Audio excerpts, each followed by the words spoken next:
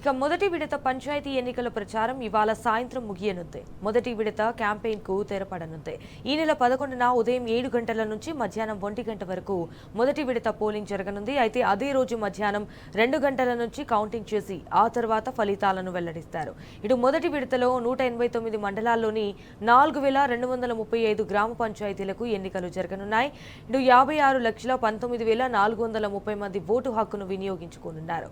అందులో 27,41,78,159 మంది మహిళలు, 201 మంది ఇతరులున్నారు. అందులో కోసం 37,562 పోలింగ్ కేంద్రాలను కూడా ఏర్పాటు చేశారు.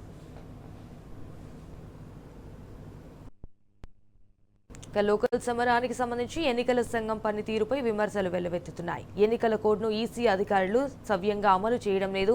ముఖ్యంగా అధికార పార్టీ యథేచ్ఛగా కోడ్ను ఉల్లంఘిస్తున్న ఈసీ నుంచి ఎలాంటి స్పందన లేదు. సో జిల్లా ఎన్నికల అధికారులు, పోలీసులు చూసి చూడనట్లుగా వ్యవహరిస్తున్నారు. డబ్బు, మద్యం ఏరులై పారుతున్న లైట్ తీసుకుంటున్నారు. అధికార పార్టీ అక్రమాలపై ఎన్ని ఫిర్యాదులు వస్తున్నా ఎన్నికల సంఘం అటువైపు కన్నెత్తి చూడకపోవడంపై విమర్శల జడివాన కురుస్తోంది.